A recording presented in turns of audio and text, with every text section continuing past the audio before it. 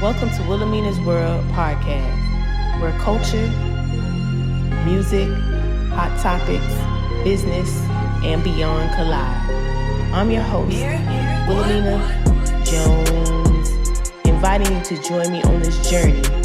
Don't forget to like, share, and subscribe to stay in the loop with our latest episode releases.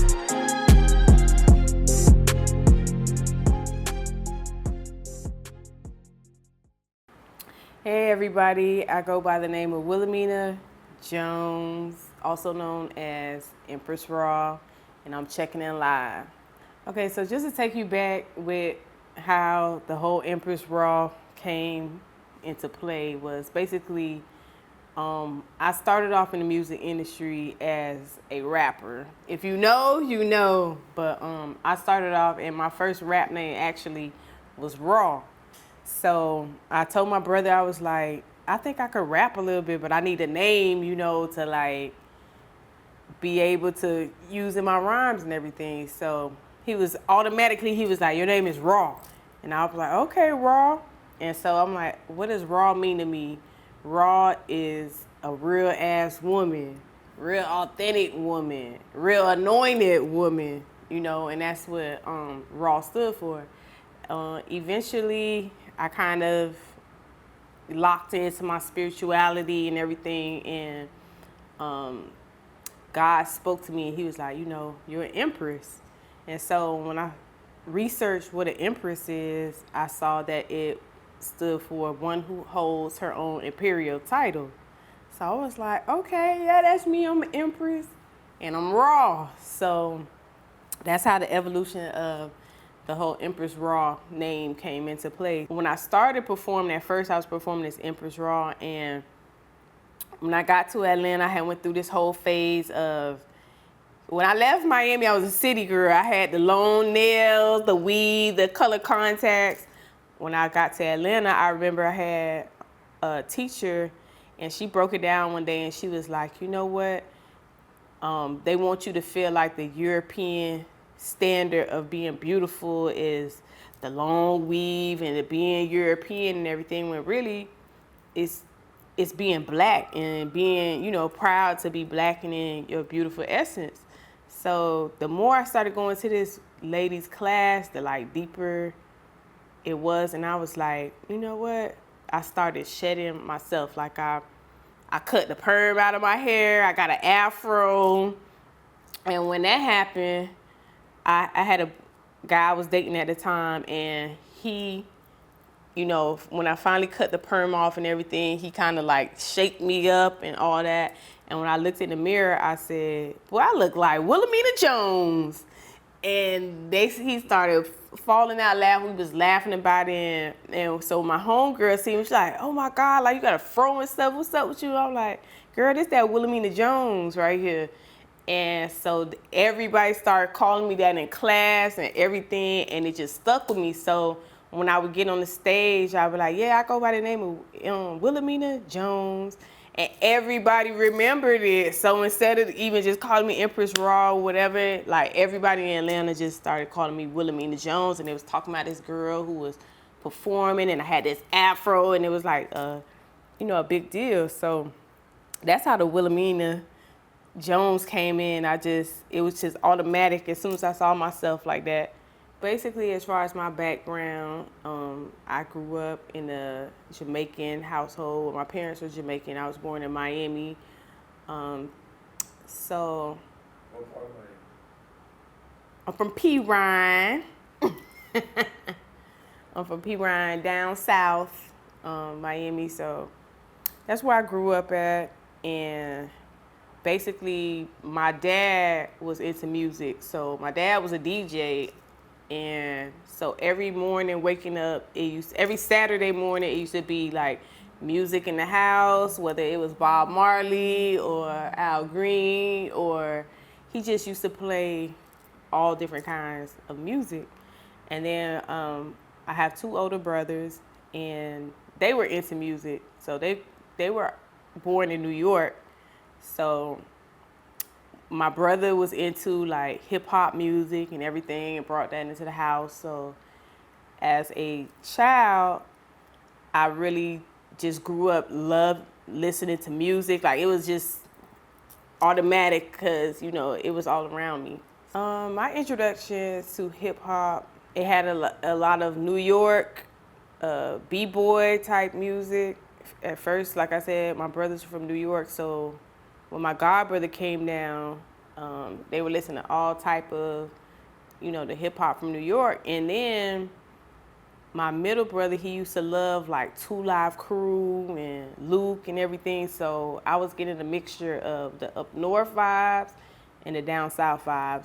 I remember my brother having different records and stuff like that. And for Christmas, like, you know, buying records and everything. And my first group that I really loved was Salt and Pepper. I felt like, oh my God, these are females that's actually rapping that could do it. Their style, everything was so fly.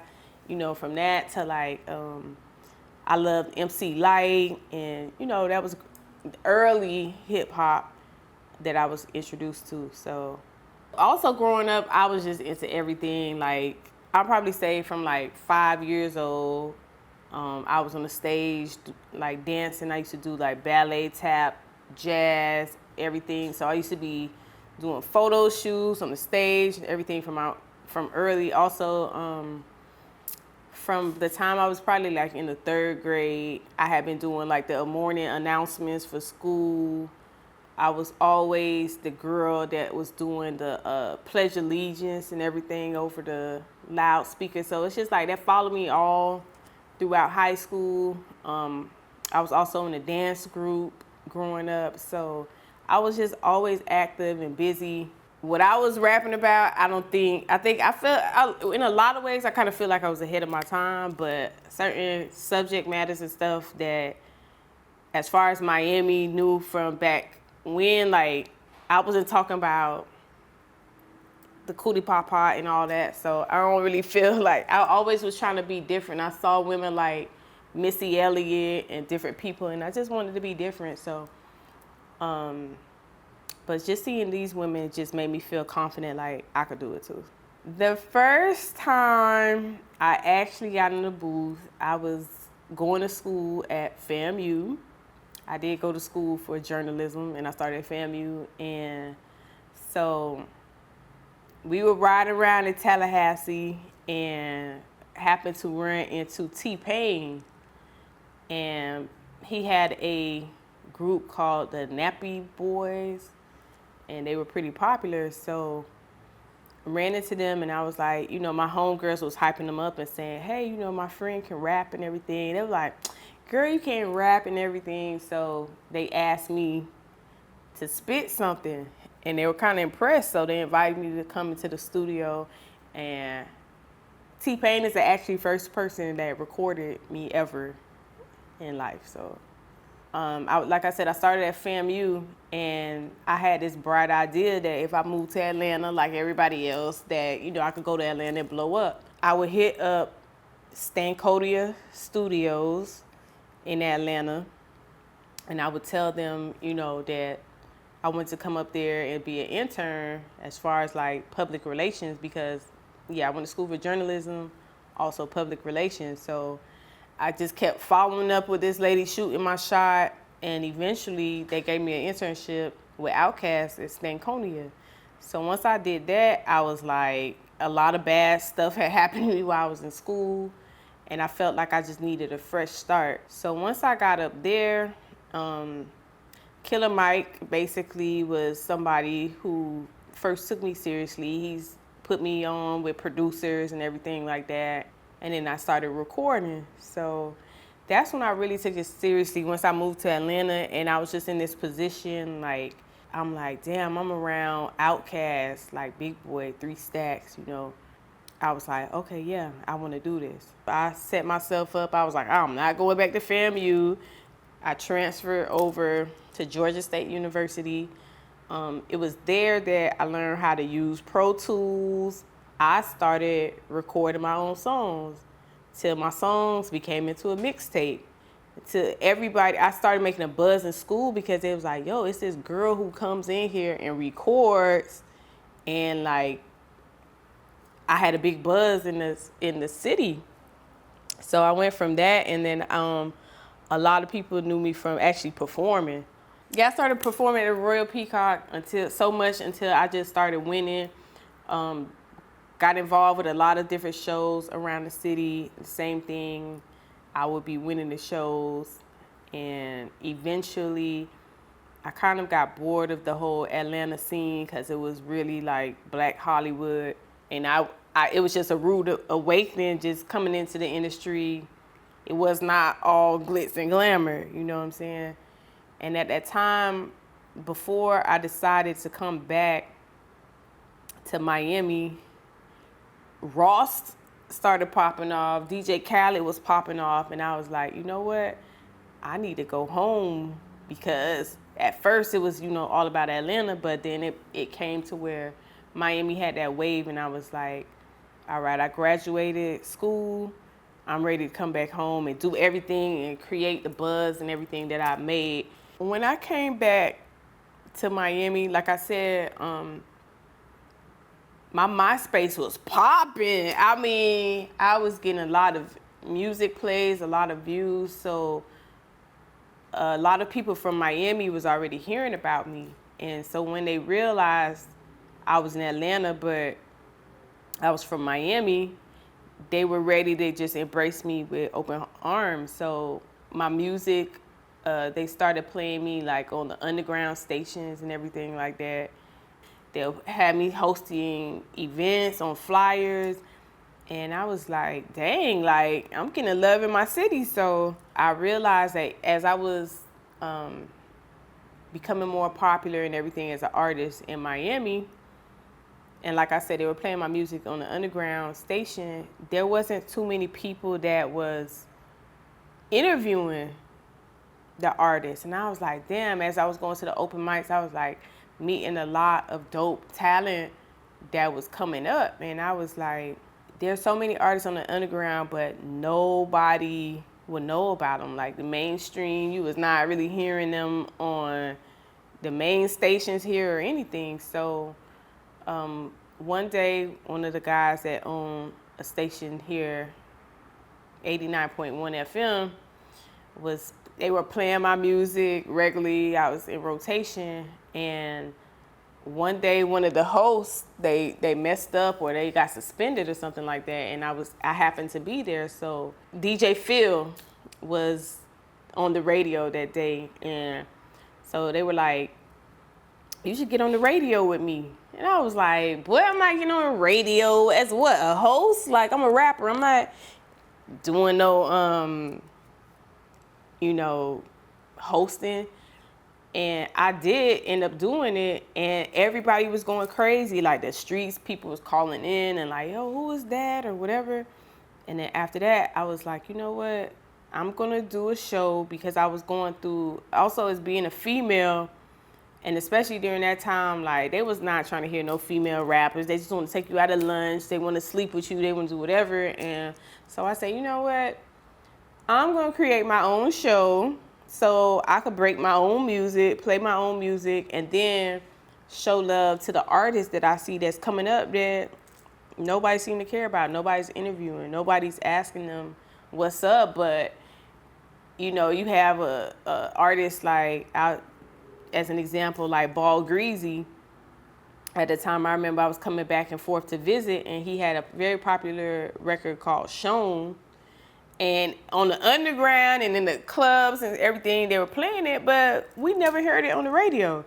When I finally heard it on the radio, it was like maybe a year or a year and a half after the underground had been playing it. And I was like, I felt like there was a disconnect, like artists here needed more exposure. So that's what happened. I started interviewing all of the upcoming artists.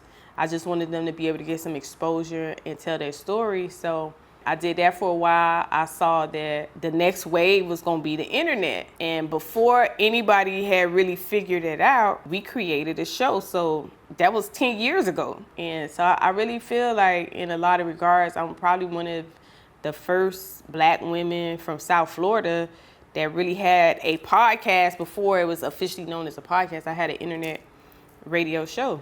It was so different from what everybody was doing at the time that everybody ended up wanting to be on my show. My show became very popular, and developed this big buzz around this show. I became a brand ambassador before I even knew what a brand ambassador was. Every artist that came to my show, they had to bring me a bottle of Belaire. That was my thing. Like, everybody brings a bottle of Belaire to the show, to the point I started tagging Belaire so much that they finally made me a black bottle girl. Like, I probably was doing that for like maybe 3-4 years before they finally even sent me my first case. And then from there, it was like, one of my pictures that I took for Belaire, I used to do a lot of photo shoots and everything for them. And one of my pictures went viral to the point where Ross was like, well, who the hell is this? And then he found out who I was, and he was like, who the hell is this girl in my city that has a show? And I finally met him, and he told me, oh, so you the girl who went viral. He was like, I'm going to follow you on Twitter, and yeah, I'm going to see what's up with you. And I was like, okay, yeah, right. No, he was like, no, I'm going to follow you right now. So he ended up following me, and then that's how my whole situation with Ross came about. So Ross ended up following me on Twitter for real, and then he got in my DMs, and he asked me, you know, what all do I do? And I was like, I'm a Jamaican, I got 10 jobs, I do this, I do that. Like, I do everything but you need, I can do it. So I pretty much just told him, you know, I was in the media, marketing, everything. So the first time he actually invited me to the peace sign video shoot. And he just told me, you know, come by and everything. And I made sure I dressed, like I had on slacks and a blouse. Like, I wanted to come as PR. I didn't want him to think I was trying to be in the video. So that day he let me know, he was like, at that time my hair was purple. He was like, you're royal. Like, I don't know if you know what the purple in your hair stands for, but you're a queen, you're natural. Don't change anything about yourself. Be exactly everything you are. Like, I think it's great what you do. And I was like, okay. So from that moment, it took like 9 months for me to see him again. And I was like, dang, I guess, you know, he didn't want to mess with me. But literally for those 9 months, he kind of studied me. He watched what I was doing. He was looking at my hustle. He was asking people about me, just doing his research. And so in September 2016, my grandmother passed. And I remember just, of course, being heartbroken and devastated about that. And I got in his DM and I said, you know, the A3C Music Festival is coming up in Atlanta. Would you mind me coming and covering that event? So he was like, what do you want to do? And I was like, you know, I could run your Snapchat, I could run different things or whatever. He was like, okay, cool, come do it. And so when I did that, I went on stage with him and everything, and I took the videos of him, and it went viral on Twitter. So when he saw what it did, the next morning he hit me up and he was like, invited me to come, you know, to the studio house in Atlanta. So I went over there and we was drinking Belaire, you know, vibed up and everything. And he told me, he was like, Sam Sneak is the one who told me you're solid. And Sneak knows solid is my word. Like, if you say somebody's solid, that means, and he said that means a lot coming from Sam Sneak if you know Sneak. So we were in the studio and he started giving me like this mob talk, like, yo, you got to carry yourself this way. You can't do certain things. You can't X, Y, Z. And then he was like, follow me upstairs or whatever. So I was like, oh, Lord, like, what's about to happen now? Like, what do you want me to come upstairs for? So I go upstairs and basically he ends up grabbing like a wad of money. And then he was just like, he just started I couldn't really keep up with what was going on, but he was, with the racks and everything, and he gave it to me, and he was like, hold on to this, go do whatever you need to do, but, welcome to Maybach Music. So he was like, I know you probably got other things to do, so, just check back in with me later, but all I need you to do is rep the brands for me, XYZ. Man, I was cool and everything while that happened, gotta act like you've been here before. I walked outside, I went in my car and I cried.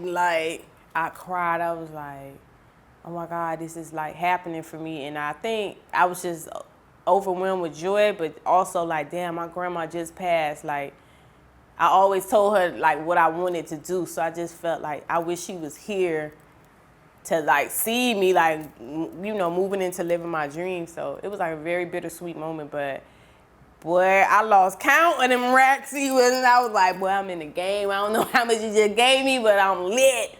So it was very exciting, but it came from that A3C footage going viral. And then that would happen with me all the time. If I'm with him and I get him on stage or whatever, he'll retweet it, or it'll go viral. I see my footage on all type of blogs. Like, that's been happening for years, to be honest.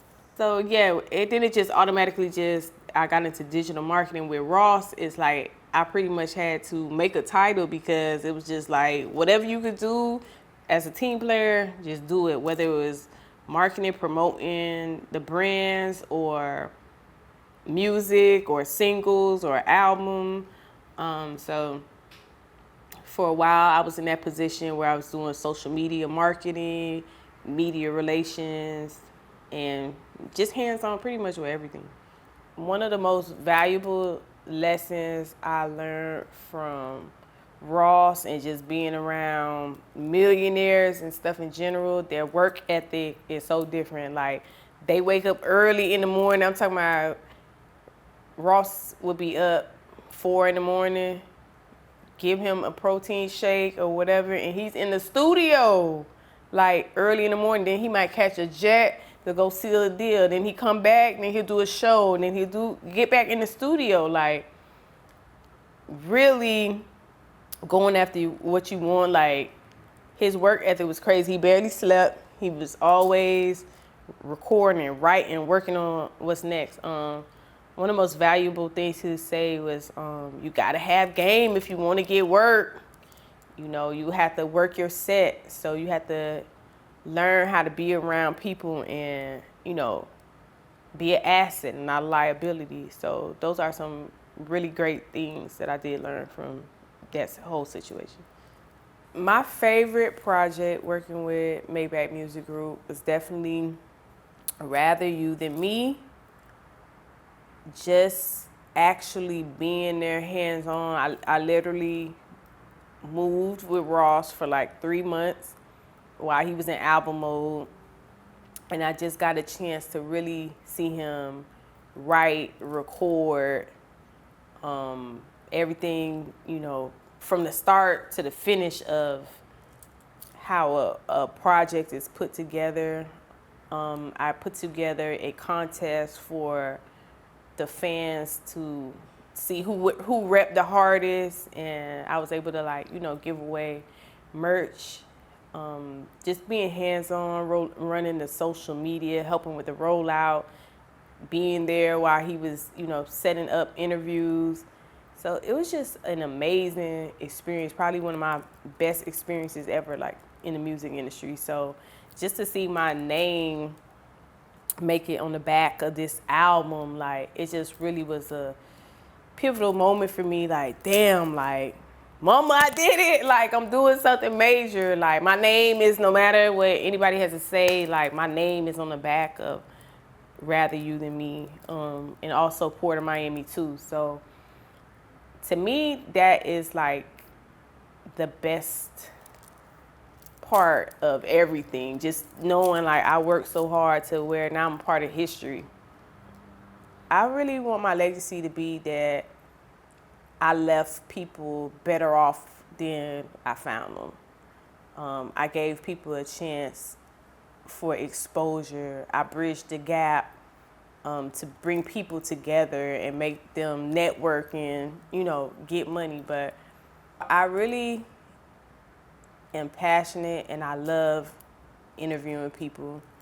And I love hearing people's stories because for me, everybody always just sees the end product. Nobody ever gets to see behind the scenes what it takes, the grind, the blood, the sweat, the tears. So I really enjoy letting people tell me their story because it motivates and it inspires me. And I feel like I want my audience, my viewers, to be motivated and inspired.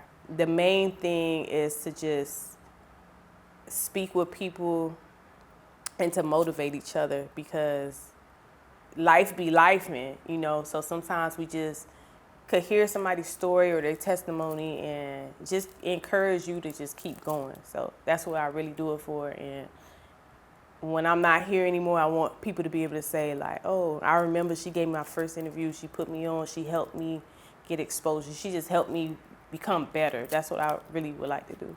Well, thanks for coming to Wilameana's World with Wilameana Jones. I hope you learned a little bit more about me and the things that I do. And if you have any questions, just leave it right here in the comments. Make sure you like, comment, subscribe. Follow me at Empress RAW. And shout out to Sheba Billionaire and Boss Nation Network, all like Minds Media Group. And shout out to H2CC Films.